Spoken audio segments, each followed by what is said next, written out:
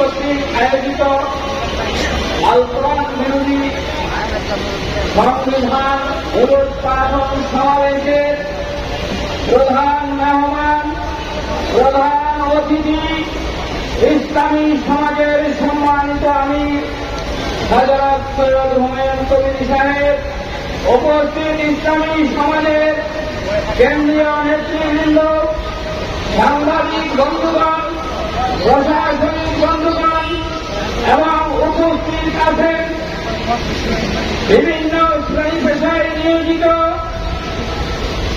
দেশবাসী, আমার প্রিয় ভাই ও বন্ধুগণ।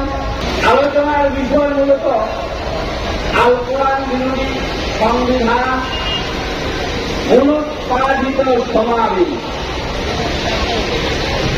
আল কোরআনের বিপরীত যত ধরনেরই তন্ত্র মন্ত্র বাংলাদেশ সারা বিশ্বে প্রতিষ্ঠিত হয়ে আছে, আসলে যতক্ষণ পর্যন্ত এই আল কোরআন বিরোধী সংবিধান অনুৎপাদিত না হবে ততক্ষণ পর্যন্ত সমাজ এবং রাষ্ট্রে মানুষের কল্যাণ করা সম্ভব হবে না।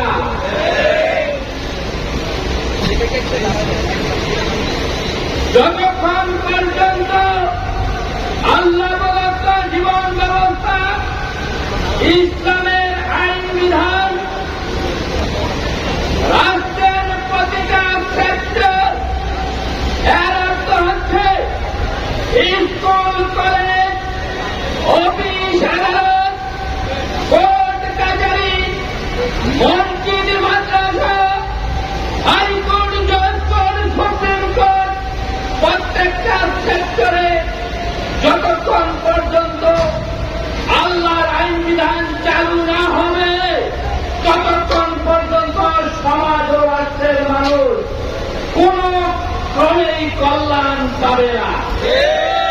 তাই আমরা ইসলামী সমাজ, সমাজ এবং রাষ্ট্র থেকে গণতন্ত্র সহ সকল প্রকার মানব রচিত ব্যবস্থা অনুৎপাদন করে আল্লাহ প্রদত্ত জীবন ব্যবস্থা ইসলামকে এই সমাজ ও রাষ্ট্রে প্রতিষ্ঠিত করে আল্লাহর আইন এই সমাজ এবং রাষ্ট্রে বাস্তবায়নের মাধ্যমে মানুষের, সমাজ এবং রাষ্ট্রে আল্লাহর আইন বাস্তবায়নের মাধ্যমে মানুষের কল্যাণ করার চেষ্টা চালিয়ে যাচ্ছি।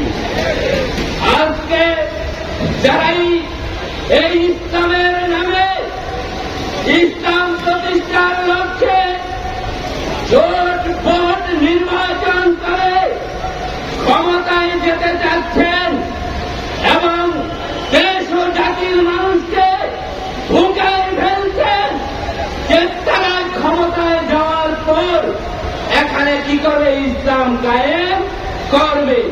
এই জাতির মানুষকে সামনে রেখে, সাক্ষ্য রেখে বলছি, ইসলাম প্রতিষ্ঠার জন্য গণতন্ত্রের জোট ভোট নির্বাচন ইসলামের কোন পদ্ধতি নয়, এটা হচ্ছে গণতন্ত্রের পদ্ধতি। যদি আমরা সমাজ এবং রাষ্ট্রে ইসলাম প্রতিষ্ঠিত করতে চাই তাহলে রাসূল মুহাম্মদ সাল্লাল্লাহু আলাইহি ওয়াসাল্লামের প্রদর্শিত পদ্ধতিতে ইসলাম করতে হবে।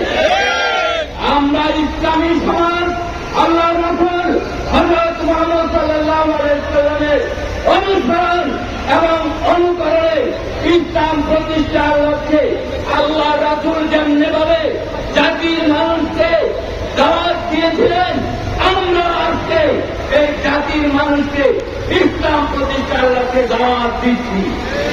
কারণ আজকে মানুষ সমাজ, রাষ্ট্র গঠন এবং পরিচালনায় মানব রচিত ব্যবস্থা গ্রহণ করার মাধ্যমে আমাদের দেশের মানুষ এই গণতন্ত্র গ্রহণ করার মাধ্যমে সমাজ, রাষ্ট্র গঠন এবং পরিচালনায় মানুষের সার্বভৌমত্ব, মানুষের আইন, মানুষের কর্তৃত্বের অধীনে আছে।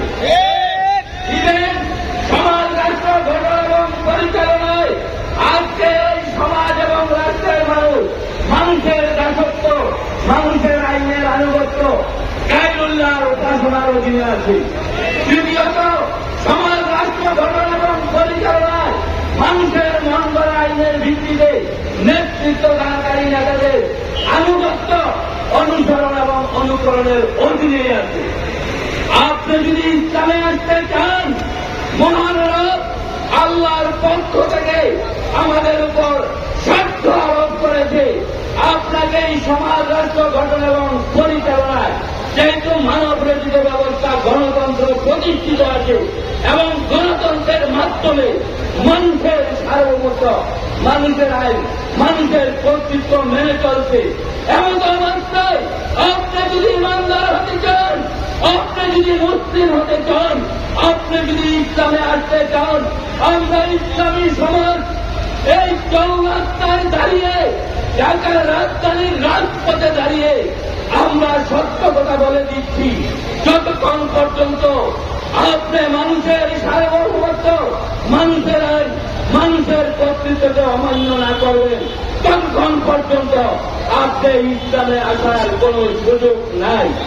আপনাকে সমাজ রাষ্ট্র গঠন এবং পরিচালনায় এই মানব রচিত ব্যবস্থার মৌলিক তিনটি বিষয় ত্যাগ করে ইসলামের মৌলিক তিনটি বিষয় গ্রহণ করে আপনাকে ঘোষণা করতে হবে, রব্বুল আল্লাহ, আল্লাহু আকবার, আশহাদু আল্লা ইলাহা ইল্লাল্লাহ, আশহাদু আন্না মুহাম্মাদার রাসূলুল্লাহ। অতঃপর বাস্তবতার দিক থেকে এখন যেহেতু আর কোন নবী রাসূল আসবে না, এখন বাস্তবে ইসলামী সমাজের যিনি নেতৃত্ব দিচ্ছেন আমির হযরত সৈয়দ হুমায়ুন কবির সাহেব, এই আমিরের নেতৃত্বের আনুগত্যের অধীনে আপনাকে আসতে হবে এবং ঐক্যবদ্ধ থাকতে হবে এবং নিয়ম অনুযায়ী আপনি যে মিথ্যা ত্যাগ করলেন এবং সত্য গ্রহণ করলেন, আপনাকে এই মিথ্যাকে এবং এই সত্য থেকে সত্য গ্রহণের দাওয়াত দিতে হবে। এটাই ইসলাম প্রতিষ্ঠার আল্লাহ রাসূল হযরত মুহাম্মদ সাল্লাল্লাহু আলাইহি ওয়াসাল্লামের তরিকা। গণতন্ত্রের জোটপট নির্বাচন ইসলাম প্রতিষ্ঠার তরিকা নয়।